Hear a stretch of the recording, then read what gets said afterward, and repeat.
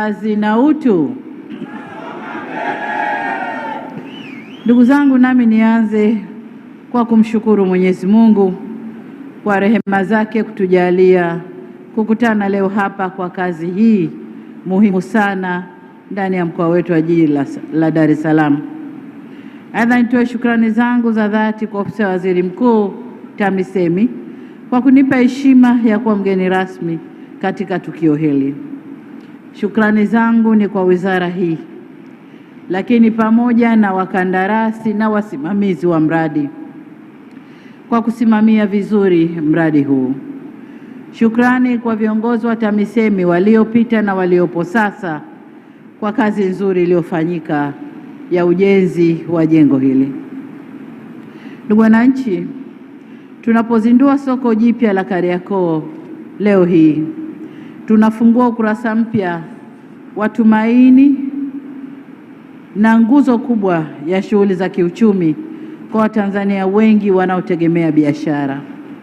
Sisi sote tunakumbuka lililotokea ndani ya soko hili mwaka 2021, na tukio lile halikuangamiza majengo tu, bali pia liangamiza mitaji na lilisambaratisha ndoto za matumaini za wafanyabiashara pamoja na kuyumbisha familia na wategemezi. Tunapokutana hapa leo, tunasema kwa dhati kwamba tukio lile limetufunza, na kutokana na mafunzo hayo tumejipanga na tumeamua kuanza upya kwa kiwango au viwango vinavyokidhi hadhi na mahitaji ya biashara ya kisasa. Ndugu wananchi, soko hili la Kariakoo ni sehemu muhimu ya kibiashara au commercial hub kwa nchi yetu, inayowaunganisha mzalishaji, iwe wa mazao ya kilimo au mazao ya viwandani, msafirishaji, muuzaji pamoja na mnunuzi. Muunganiko huu unaifanya Kariakoo kuwa ni soko la watu wote. Soko hili ni soko la sasa au la leo, lakini vile vile ni soko la kesho kwa vizazi vijavyo. Soko hili si la watu wa aina au kundi fulani, ni la Watanzania wote na wasio Watanzania kutoka nchi nyingine. Sasa kwa sababu hizo nilizozitaja, ndio maana serikali imechukua jitihada za kulijenga upya soko hili kwa lengo la kurejesha kipato, kulinda ajira na kuimarisha hadhi ya biashara ndani ya nchi yetu. Na huu ndio uhalisia wa kazi na utu. Tunapojenga uchumi, tunajenga utu wa mtu. Nilipofika hapa, kabla kuja kwenye uwanja huu, nilitembelea soko hili. Nimeridhishwa na miundombinu ya kisasa wa uwepo wa maeneo ya huduma na mifumo ya usalama. Aidha, nimefurahishwa pia na uwepo wa huduma rafiki kwa mama na mtoto. Imesemwa hapa kwamba soko hili litakuwa na vyumba vya kunyonyeshea. Sasa nilikuwa najiuliza, ni vyumba vya kunyonyeshea peke yake au kutakuwa na vyumba au chumba cha kulelea watoto ambao mama zao watakuwa wanafanya biashara hapa? Kwa sababu tukisema chumba cha kunyonyeshea, tuna maana kwamba mama atakaa na mtoto wake. Kama bado hajaweza kukaa, ni mgongoni kwa masaa yote mpaka wakati wa kunyonyesha, anamtoa, anamnyonyesha, anaweka tena mgongoni. Wa Chama cha Mapinduzi mlioko hapa na vyama soko hili kutenga eneo la kulea watoto ambao mama zao watakuwa wanafanya biashara hapa. Sasa nyinyi mtatoa eneo na tena liwe bora, lakini akitokea mtu binafsi ambaye yuko tayari kuweka kitengo hicho cha kulea watoto ambacho kitaangaliwa vizuri, tuna uhakika vyote vya watoto, vyakula vya watoto na kila kitu. Mheshimiwa Rais, ni ya kwako. Basi pamoja na hafla hii ya leo, na ni utaki uongozi wa soko litenge eneo kwa ajili ya watoto. Kukukaribisha ili sasa Mambo hayo sio tu yanaongeza tija, bali pia yanarahisisha mazingira ya biashara. Nataka soko hili liwe mfano wa kuigwa kiutendaji na masoko mengine nchini kwa kuhakikisha kuwa linakuwa na ubora wa huduma, ufanisi wa mifumo, usalama na nidhamu ya biashara. Sasa ili kufanikisha azma hiyo, hatuna budi kusimamia misingi ifuatayo, na kwanza ni uthabiti na uendelevu wa miundombinu ya kisasa. Hatuna budi kuwa na mifumo hai ya kisasa. Hii ni pamoja na mifumo ya zimamoto, na nimeonyeshwa zimamoto wako hapo, wana ofisi, lakini hata ndani ya soko nimeona yale machupa mekundu ya kuzimia moto. Sasa linalofuata hapo ni kwa ofisi za zimamoto kufundisha wafanyabiashara waliomo ndani jinsi ya kutumia mitungi ile, sababu unaweza kutokea moto wakatoka mbio, mitungi iko pale na hawajui jinsi ya kuitumia. Mafunzo kwa wafanyabiashara jinsi ya kutumia mitungi ile.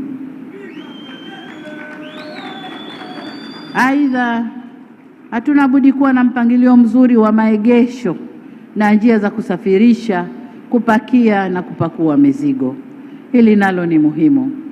Kutakuwa na magari yanayokuja kushusha mizigo kutoka mikoani, kutoka maeneo mbalimbali, lakini pia kutoka viwandani, sababu bidhaa za viwanda zitauzwa pia hapa. Yapangiwe muda maalum wa kuja kushusha mizigo. Tumesema barabara zinatakiwa ziwe wazi, lakini vile vile kuna maguta ambayo yatakuwa yanasafirisha bidhaa zinazonunuliwa na wateja kupeleka kwenye magari yatakayowekwa maeneo maalum ambayo magari yatakuwa yamepaki. Kwa hiyo maguta nayo yapangiwe utaratibu maalum wa kuweza kuingia na kutoka sokoni. Kwa watoto wangu wa bodaboda ambao aidha wataleta wateja au wataleta wafanya biashara huku ndani, na wenyewe mpangilio wao ujulikane. Hakuna mtu ambaye anatakiwa kukosa fursa zinazotokana na soko hili. Wote wapate fursa na kuwe na mpangilio maalumu wa kutoa huduma hizo. Swala la pili ni usalama wa biashara, lakini pia usalama wa wafanya biashara. Ili soko hili liaminike kitaifa na kimataifa kuwa kitovu cha biashara kama masoko mengine makubwa katika nchi nyingine, ni lazima tuhakikishe panakuwa salama. Wafanya biashara na wateja wanahitaji usalama usiku na mchana. Naona anaonyeshwa Kamanda Muliro kwenye screen, na hili linamhusu yeye na watu wake. Kwa usalama wa eneo hili ni muhimu, Kamanda Muliro. Lakini mbali na usalama wa watu, kuna usalama wa bidhaa. Tuhakikishe bidhaa zinabaki salama kwa kutokuibiwa. La muhimu zaidi, usalama wa viwango vya bidhaa zinazoletwa. Nimeonyeshwa maeneo ambayo kutauzwa vifaa vya electronics, simu na mambo mengine na bidhaa mbalimbali, mapafyumu, vitu vya urembo, viwango vya bidhaa zitakazouzwa kwenye soko hili. Hili soko hatutalitumia Watanzania peke yetu. Nchi za jirani nyingi watakuja kununua vitu hapa soko hili kama ilivyokuwa kabla, wapeleke nchini kwao. Kwa hiyo viwango vya bidhaa zinazowekwa, watu wa TBS nadhani mko hapa, watu wale wa TMDA kwa maeneo ya pharmacies nadhani mko hapa, tuhakikishe bidhaa zinazowekwa hapa zina viwango ili soko letu hili liaminike kitaifa na kimataifa. Jambo la tatu ni uwepo wa huduma za kimataifa. Hili ni soko la kikanda. Mgeni akija hapa apate huduma muhimu kama vile huduma za kifedha, kulipia kodi irahisishwe, alipie maeneo haya na usafirishaji. Na tunaposema usafirishaji wa ndani, magari yetu ya ndani na maguta yetu, lakini usafirishaji wa bidhaa kwenda nje. Kutakuja watu au kwenda mikoani ambao watakuja kununua kwa kiwango kikubwa, wakute huduma za kusafirisha bidhaa ziko hapa ndani. ili mtu asilazimike ameshanunua mzigo kwa kiwango kikubwa, aupakie au peleke eneo jengine ambayo nakwenda kukuta sasa watoa huduma za usafirishaji. Kama ikiwezekana, mawakala wa kutoa huduma za usafirishaji nje ya nchi wawepo ndani ya soko hili, ili mtu amalize mambo yake yote ndani ya soko hili. Ninafurahi kuona kwamba huduma zote tayari ziko hapa. Sikuoneshwa tu mawakala usafirishaji, lakini nimeona huduma za ATM, lakini nimeona pia huduma za kibenki ziko hapa ndani. Sasa ninaagiza ofisi ya Waziri Mkuu TAMISEMI kwa kushirikiana na uongozi wa mkoa kufanikisha utekelezaji wa yote haya ambayo tumeyazungumza. Vile vile natambua katika soko lile la zamani kulikuwa na upangishaji usiofuata utaratibu. Mfumo huu ulisababisha soko kukosa mapato na kuleta malalamiko miongoni mwa wafanyabiashara. Hivyo ofisi ya Waziri Mkuu TAMISEMI ihakikishe mchakato wa kuwarejesha wafanyabiashara waliokuwepo awali unafanyika bila kujuana, bila upendeleo, bila ukiritimba. Nakumbuka nilikuja kutembelea soko hili. Nilikuta wafanyabiashara wengi ndani ya soko wamebanana na wengine nje ya soko, vibanda vingi mno. Ile ilikuwa inaonesha uhitaji wa kuwa na soko la aina hii na masoko mengine ya aina hii. Kwa hiyo niwaombe sana, na tumefanya lamana kwamba mbali na kurekebisha soko lililoungua, lakini tumejenga soko lengine lenye ghorofa 6 lenye huduma mbalimbali. Kwa wafanya biashara wale waliokuwa ndani warudishwe bila upendeleo, na wale waliokuwa nje nafasi zilizokuwepo wawekwe bila upendeleo.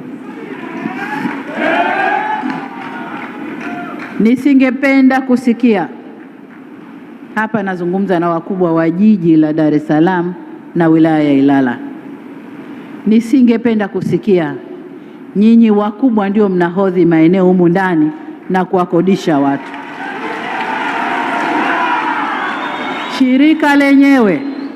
Shirika lenyewe la masoko ya Kariakoo ndio likodishe watu humu ndani, na ukodishaji uwe transparent, yaani uwe wawazi, mapato yawe ya wazi, matumizi yawe ya wazi, nitasema baadaye. Lakini singependa kuona viongozi ndio mnachukua maeneo na nyinyi ndio mnakodisha hawa wadogo wadogo. Hapana.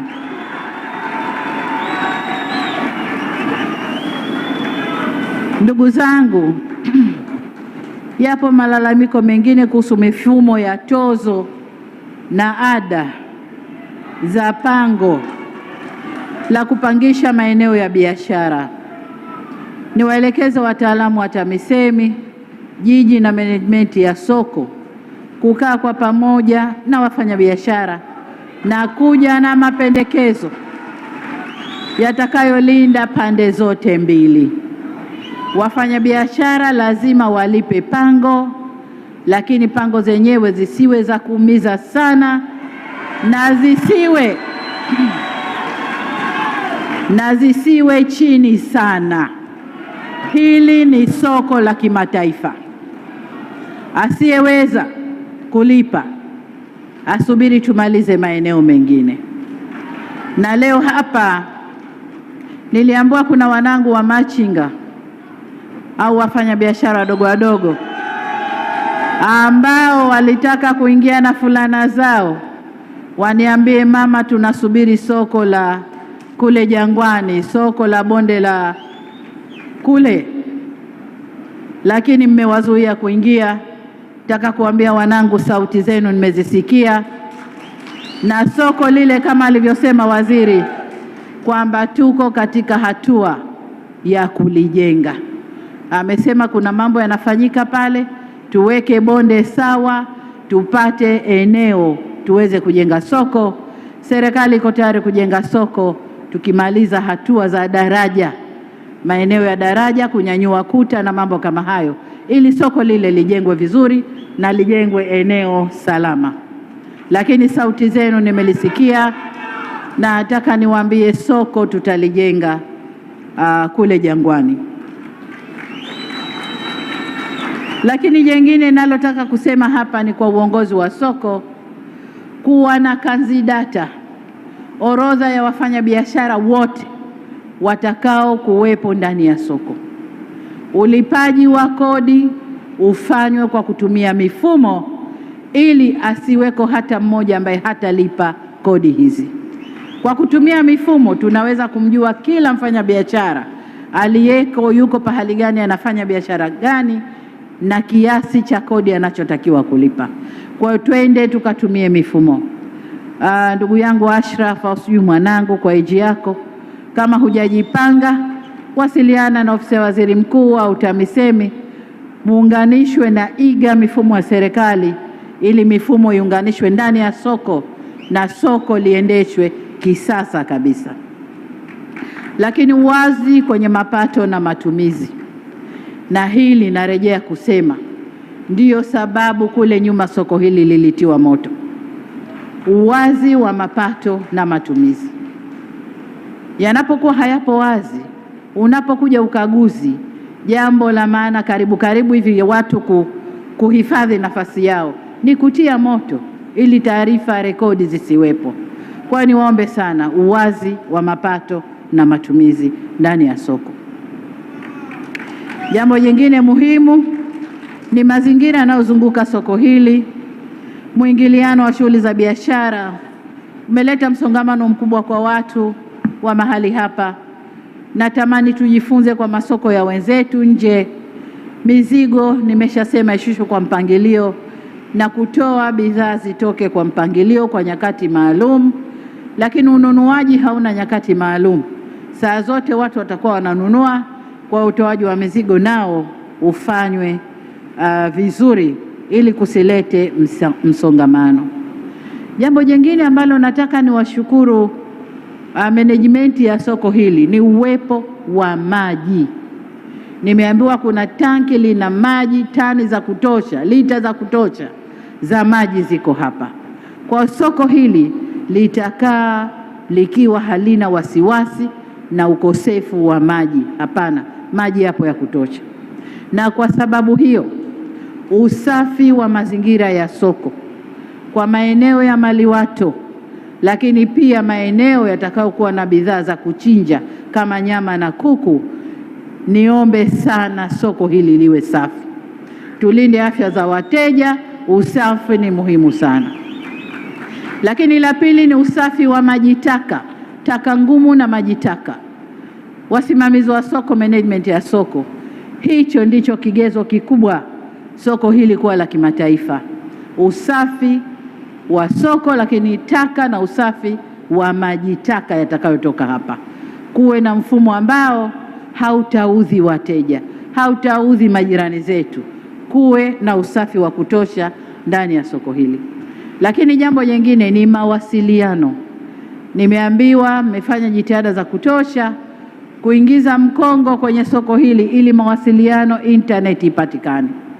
Lakini bado kuna fununu kwamba ukiwa ndani ya soko mawasiliano ya simu, halo uko wapi, bidhaa zangu umeshapakia, nayo yana shida kidogo. Naomba nalo mliangalie. Soko hili ni la kimataifa, lazima liwe na huduma zote. Ndugu zangu, miundombinu hii tunayoiona ni uwekezaji mkubwa sana uliofanywa na serikali kupitia kodi za wananchi. Soko hili limejengwa na serikali kupitia pesa zetu, kodi za wananchi. Sasa ili kuwa na huduma endelevu, hatuna budi kufanya marejesho kwa wakati ya kulipa kodi stahiki. Na nimefurahi kamishna mkuu wa TRA yuko hapa. Kulipa kodi zetu kwa wakati. Na nikuelekeze kamishna mkuu wa TRA, lakini halmashauri ya jiji la Ilala kufanya kazi kwa uadilifu ya ukusanyaji wa kodi. Na kama nilivyosema, tukitumia mtandao, hakuna haja kutumia mabavu, hakuna haja kutumia nguvu ili watu walipe kodi. Mtandao utasema nani hajalipa kodi, message iende kwenye simu yake, unapewa siku kadhaa, hujalipa kodi yako, unapewa siku kadhaa ulipe kodi. Mpaka hapo akiwa hajalipa kodi, sheria zile ndogo ndogo za soko zifanye kazi yake. Kwa hiyo ndugu zangu wakusanyaji na wafanya biashara ndani ya soko hili, wote tutambue ukusanyaji wa kodi ndiyo utakaofanya tuweze kujenga masoko kama haya maeneo mengine ya nchi yetu, ili vijana wetu hawa waweze kufaidika na fursa za biashara ziliopo. Kwa niseme sana kwenye swala la kodi, tuwe marafiki, lipa kodi upate huduma zinazostahiki. Ndugu zangu, naomba pia nizungumze na vijana wetu wanaojitafutia kipato kupitia biashara ndogo ndogo. Na sasa hivi, huko nyuma tulikuwa tunajua wamachinga, kumbe kuna neno jipya limejitokeza la mawinga. Na nilikuwa nazungumza na waziri hapa, mawinga ni kina nani? Akaniambia ni wale ambao wanafanya survey ndani ya Kariakoo, bidhaa fulani hazipo ndani ya soko, wanakwenda kuzichukua ziliko na wanaletea wafanyabiashara ndani ya soko. Au wanaangalia huko nje bidhaa gani hazipo lakini Kariakoo zipo kwa wingi, wanachukua Kariakoo wanapeleka kwenye maeneo mengine. Sasa niseme ninatambua juhudi zenu za kujitafutia kipato, na ndiyo maana kipaumbele cha serikali ni kurasimisha biashara ndogo ndogo, hasa za vijana. Waziri wa vijana yuko hapa. Kurasimisha biashara zenu kama ambavyo imeainishwa katika ilani ya Chama cha Mapinduzi ya uchaguzi ya mwaka 2025. Na hapa nataka nisisitize tena agizo langu kwa halmashauri la kuweka miundombinu rafiki ya kufanya biashara kwa vijana hawa popote ndani ya mkoa wa Dar es Salaam. Kwa hiyo halmashauri zilizopo ndani ya mkoa wa Dar es Salaam, nimeambiwa wakuu wa wilaya na madedi wako hapa, kwa hiyo nendeni mkahakikishe. Na waziri mkuu ameagiza ile 10% inayotoka kwa vijana wanawake iongezwe iwe 15, ili ile 5 iende ikawajengee miundombinu ya kufanyia biashara vijana wetu.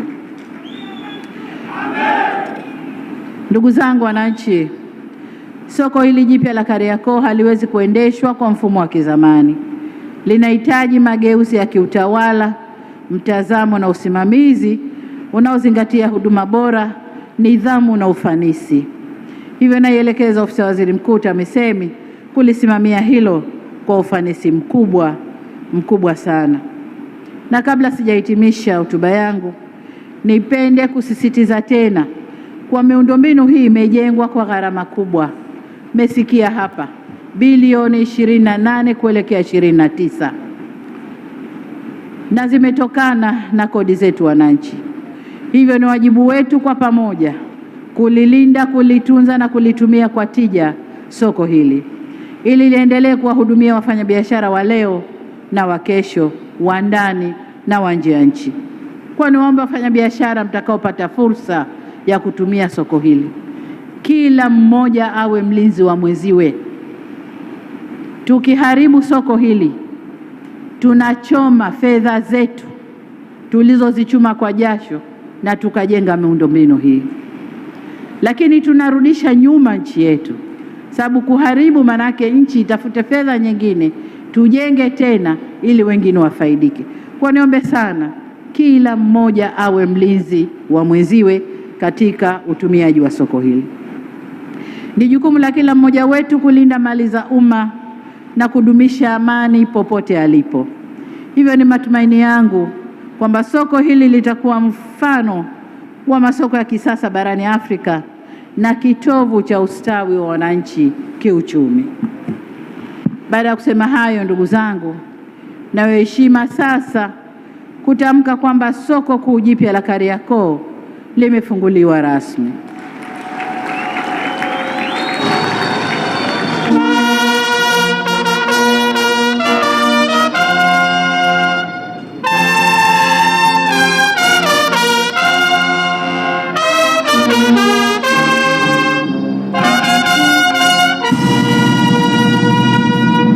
Asante, tukae.